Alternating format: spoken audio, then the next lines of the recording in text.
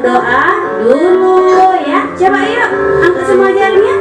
Ibu jari, jari telunjuk, jari tengah yang panjang, jari manis pakai cincin, jari kelingking terkecil. Ayo kawan, mari hitung 1, 2, dan 3.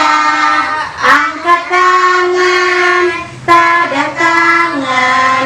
Mari kita berdoa. Bismillahirrahmanirrahim. Rabbi zidni ilma warzuqni fahma wa amalan sholiha. Amin. Oke. Nah, sekarang Umi mau cerita, judulnya Pak Tani, Bu Tani, dan seekor kelinci. Tapi sebelum cerita, yuk tepuk tangan dulu ya. Oke, dengar baik-baik ya Nak ya.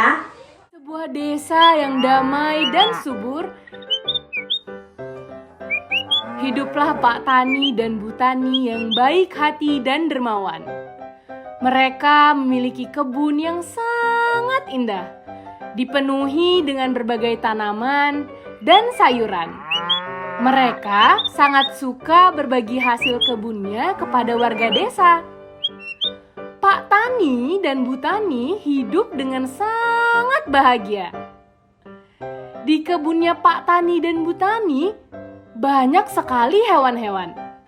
Salah satunya ada kelinci lucu yang bernama Kiko, yang suka bermain-main di sekitar tanaman.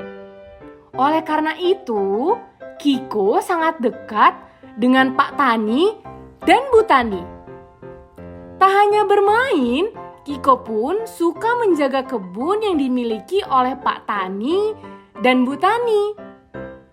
Di kebun mereka banyak sekali tanaman dan sayuran.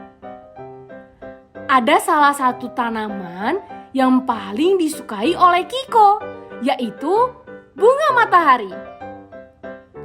Bunga matahari adalah tanaman yang begitu indah.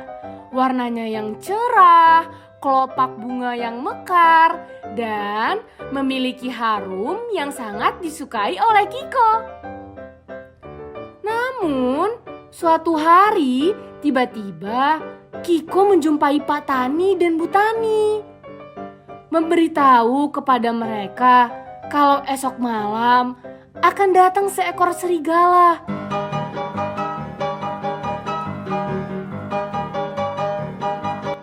Yang akan memburu binatang-binatang yang ada di sekitar kebun Pak Tani dan Bu Tani. Setelah itu, mereka pun merasa bingung dan sedih. Pak Tani berkata, "Waduh, bahaya ini. Bisa-bisa mereka merusak tanaman dan sayuran yang ada di kebun kita." Bu Tani pun menjawab, "Bagaimana nasib tanaman dan sayuran kita, Pak?" Bu Tani merasa sangat sedih karena kebunnya akan hancur begitu saja karena perilaku serigala. Melihat itu, Kiko pun menyampaikan ide bahwa ia akan menjadi umpan untuk serigala tersebut. Dengan cara esok malam ia akan berjaga di kebun ini, sehingga ketika serigala itu datang, Kiko akan melompat-lompat untuk memancing serigala itu. Lalu rencananya serigala akan mengejar Kiko, dan Kiko akan membawa mereka ke suatu tempat yang sudah dipasang perangkap.